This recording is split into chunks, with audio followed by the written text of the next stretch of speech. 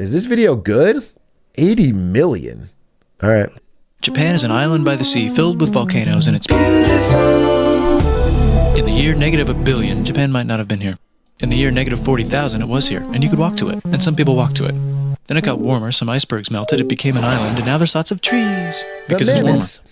So now there's people on the island. They're basically sort of hanging out in between the mountains, eating nuts off trees and using the latest technology, like stones and bowls. Ding dong, it's the outside world, and they have technology from the future, like really good metal and crazy rice farms.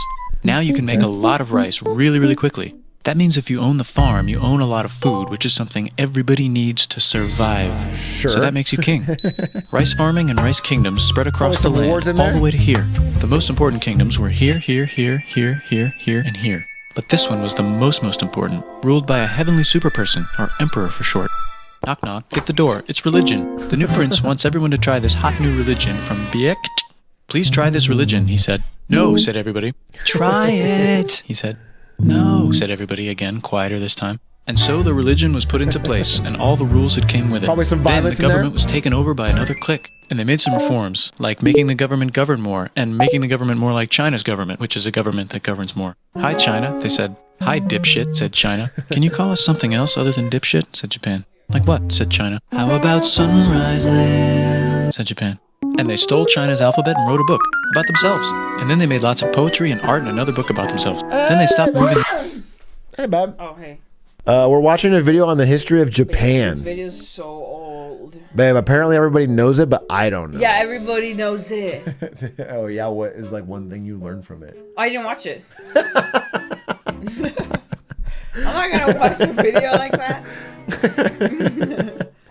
Well, then everybody doesn't know it, do they? Okay, Yeah, you know they of do. it. I know all they know. But you have to watch it though. What if it's interesting? I have to get yes. Is the Kojiki the one that was written by a woman? You think there's only one book ever written by a woman? I'm talking about like centuries ago in Japan. I think you're thinking of Harry Potter 4. Wait, who wrote the Kojiki? Is it the Kojiki? I don't think they know. They probably didn't get credit back then. No. Look up. Did someone in chat say it? They know. This woman wrote it. Like interrogating them. Japan, who wrote book woman? Wait, what? This one. You Googled Japan, who wrote book woman. Wait, long time ago. And you got a Japanese modern author. Oh, that's it. Oh, okay. The Heike, sorry. Murasaki Shikibu. That's it. She wrote Lady Murasaki wrote so awesome. She The was Tale just of like Genji. This woman, and she wrote this giant ass book. It's so awesome. Yeah, sorry. That fucking real hard. Now you guys know, like this is incredible. Right. Like, look, this is like thousands of years ago. Now you can see what she's talking about. Yeah. This woman wrote one of the Tale of world's Genji. first novels. Like that's amazing. Do you get that or no? It was a little too talky for me. You know what I'm saying? Too much about the feelings. Like know your place. I was reading men's books back then. Like, you know, a little bit more about like a tradition action. from writing chinnies. You know. Yeah, that's It's fucking very epic. cool. She's very obviously influential. Okay, fine.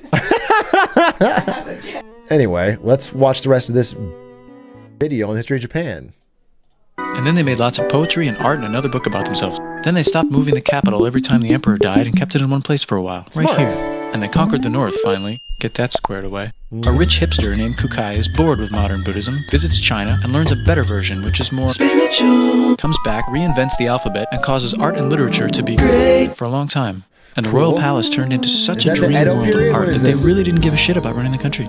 So if you live outside the palace, how are you supposed to protect your shit from criminals? Hire a samurai. Everyone started hiring samurai. Rich, important people hired samurai. Poor people who could not afford to hire samurai did not hire samurai. Makes The sense. samurai became organized and powerful, more powerful than the government. So I wonder if in our modern day we could have some kind of return to this with like an Uber for samurai situation. Do you know what I'm saying? Where like if I wanted a samurai for the week or for a day, I could Uber a samurai. Yeah, like an Uber army.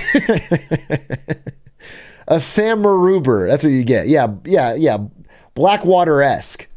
No, you see, you guys are saying Pinkertons and private police. That's what rich people have, okay? Much like rich people used to have personal drivers. And then we got Uber and we democratized it to where almost anybody could use investor funds to get a personal driver. Now I want to get a personal samurai. No one studies the blade like they used to. Yeah, well, maybe you should start studying. When I create my startup, Uberi, you're gonna be a 5-star. So they made their own military government. Study. Here, they let the emperor still be emperor, but the shogun is actually in control. Breaking news, the Mongols have invaded China. We've invaded China, Said the Mongols. Please respect us, or else we might invade you as well. Okay, said Japan. So the Mongols came over, ready for war, and died in a tornado. But they tried again, and had a nice time fighting with the Japanese, but then died in a tornado. Clutch. Then the emperor overthrows the shogunate. Then the shogunate overthrows him back and moves to Kyoto and makes a new shogunate. And the emperor can still dress like an emperor if he wants, that's fine. Now there's more art. Like painting with less colors, collaborative poetry, plays, monkey fun, tea parties, gardening, architecture, flowers. It's time for who's going to be the next shogun. Usually it's the shogun's kid, but the shogun doesn't have a kid. So he tries to get his brother to quit being a monk and be the next shogun. He says okay, but then the shogun has a kid. So now who's it going to be? Vote now on your phones. And everyone voted so hard that the palace caught on fire and burned down. The shogun actually didn't care. He was off somewhere doing poetry. And the whole country broke into pieces. Everyone is fighting with each other for local power, and it's anybody's game. Knock knock, it's Europe. No, they're not here to take over. They just want to sell some shit, like clocks and guns. And Yeah, I mean, so I know this part. Doesn't a ship full of guns crash land in some province here, and then that province becomes the most powerful by far, and then ends up uniting all of Japan? Yeah, Nobunaga. Jesus. So that's cool, but everyone's still fighting each other for control, now with guns. And wouldn't it be nice to control the capital, which right now is puppets, with no one controlling them? This clan is ready to make a run for it, but first they have to trample this smaller clan, which is in the way. Surprise, the smaller clan wins, and the leader of that clan steals the idea of invading the capital and invades the capital, and it goes very well. He's about halfway through conquering Japan when someone who works for him kills him, and then someone else who works for him kills them, and that guy finishes conquering Japan. And then he confiscated everybody's swords, and made some rules. And now I'm going to invade Korea, and then hopefully China, he said, and failed, and also died. But before he died, he told these 5 guys to take care of his 5-year-old son until he's old enough to be the next ruler of Japan. Okay. And the 5 guys said, yeah, right, it's not going to be this kid, it's going to be one of us, because we're grown-ups. And it's probably going to be this guy, who happens to be way more rich and powerful than the others. A lot of people support him, but a lot of people support not supporting him. They have a fight, and he wins. Oh, they kind of skipped over it, but that is the Admiral Yi part in Korea, right? Where he made the fucking turtle ships and trounced Japan and saved Korea. That's interesting on its own. Like the greatest naval commander ever. I think I learned about that in Korea. And from Age of Empires. Video's a little loud? Okay, I'll turn it down a little bit. And starts a new government right here. And he still lets the emperor dress like an emperor and have very nice things. Is there a good video on Admiral Yi? I would absolutely watch it. That sounds fucking sick. But don't get confused. This is the new government, and they are very strict. So strict they close the country. No one can leave and no one can come in. Except for the Dutch, if they want to buy and sell shit. But they have to do it right here. Now that the entire country was not at war with itself, the population increased a lot. Business increased, schools were built, roads were built, everyone learned to read, books were published, there was poetry, plays, sexy times, puppet shows, and Dutch studies. People started to study European science from books they bought from the Dutch. We're talking geography, skeletons, physics, chemistry, astronomy, and maybe even electricity. Over time, the economic and cultural prosperity began to gradually slow down. Knock knock. It's the United States, with huge boats, with guns. Gunboats. Okay. Open the country. Stop having it be closed, said the United States. There was really nothing they could do, so they signed a contract that lets the United States, Britain, and Russia visit Japan anytime they want. Wow. Choshu and Satsuma hated this. That sucks, they said. This sucks. USA. And with almost very little outside help, they overthrew the shogunate and somehow made the emperor again and moved him to Edo, which they renamed Eastern Capital. They made a new government, which was a lot more Western. They made a new constitution that was pretty Western, and a military that was pretty Western. And do you know what else is Western? That's right, it's conquering stuff. So what can we conquer? Korea. They conquer Korea, taking it from its previous owner, China, and then go a little bit further. And Russia rushes in out of nowhere and says, stop, no, you can't take that. We were going to build a railroad through here to try to get some warm water. And Russia builds their railroad, supervised by a shit ton of soldiers. And then when the railroad was done, they downgraded to a fuck ton. Did I say downgrade? I meant upgrade. And Japan says, can you maybe chill? And Russia says, how about maybe you chill? Japan is kind of scared of Russia. You'll never guess who's also kind of scared of Russia. Great Britain. So Japan and Great Britain make an alliance together so they can be a little less scared of Russia. Right. Feeling confident, Japan goes to war against Russia, just for a moment, and then they both get tired and stop. But Russia at this point is like falling way behind Europe and not modernized and has a shit army and has just a big desolate empire. But thinks they're stronger than they are. And then they lose this war. Yeah, but they're Russian. So same. It's time for World War I. The world is about to have a war because it's the 1900s and weapons are getting crazy, and all these empires are excited to try them out on each other. Meanwhile, Japan has been enjoying conquering stuff and wants more. And the next thing on their list is this part of China and lots of tiny islands. All that stuff belongs to Germany, which just had war declared on it by Britain because Britain was friends with Belgium, which was being trespassed by Germany in order to get to France to kick France's ass because France is friends with Russia, who was getting Right. ready to kick Austria's ass because Austria was getting ready to kick Serbia's ass because Average Euro Tuesday, dude. You guys can't even get along on your own tiny continent. Figure it out, okay? someone from Serbia shot the leader of Austria's ass. Or actually shot him in the head. And Britain is currently friends with Japan, so you know what that means. Duh, Japan. Did you guys know that all of Europe and Russia fits inside of Texas? That's a true fact. Don't look it up. It is true. Texas is literally bigger than all of Europe and Russia. Like this whole continent is just a fucking... And Britain is currently friends with Japan, so you know what that means. Duh, Japan should take the islands. Which they wanted to do anyway, so they called Britain would I on look the it up on telly my- to sort of let them know. And then they did it. And they also helped Britain a little here and there with some errands and stuff. Now the war is over, and congratulations, Japan. You technically fought in the war, which means you get to sit at the negotiating table with the big dudes, where they decided who owns what. And yes, Japan gets to keep all that shit they stole from Germany. You also get to join the post-war mega alliance, the League of Nations, whose mission Big statement come is to up try for not to take Japan. over the world.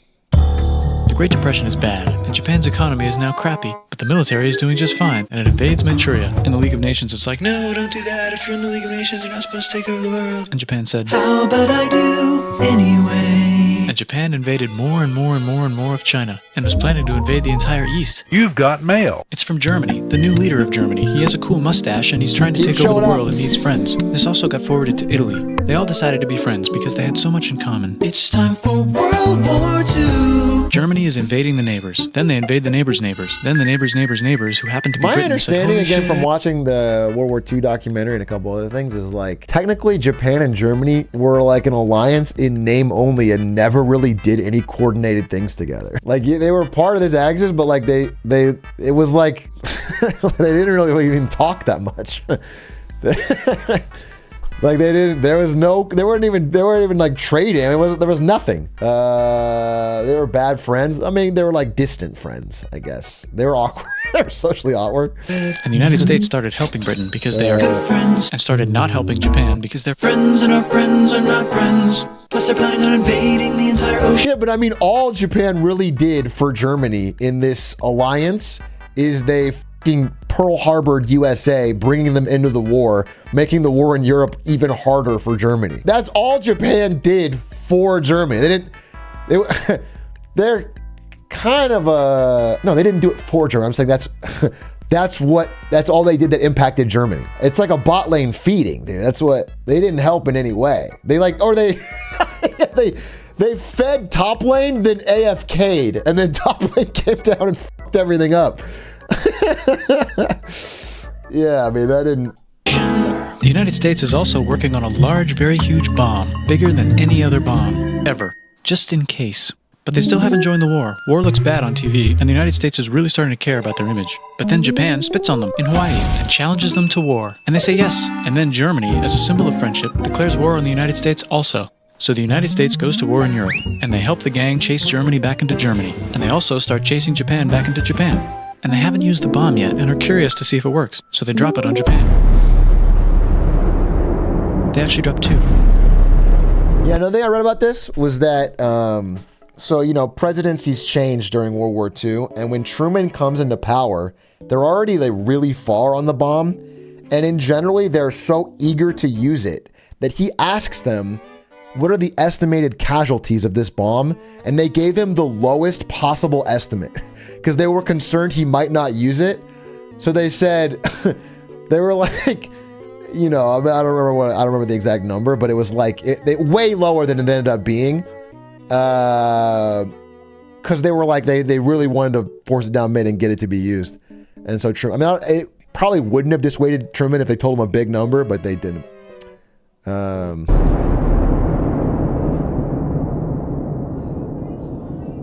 Daniel's Pock, thank you for 34 months. Appreciate it. Excited for the 3 years. The United States installed a new government, inspired by the United States government, with just the right ingredients for a post-war economic miracle. And Japan starts making TVs, VCRs, automobiles, and camcorders as fast as they can, and also better than everybody else. They get rich, and the economy goes 80s wild, are and insane. then the miracle wears off. But everything's still pretty cool, I guess. Again, there's more to the miracle wearing off. You gotta look into the Plaza Accords, very interesting. But yes, yeah, after 91, things change in Japan. Interesting video, for sure. For sure.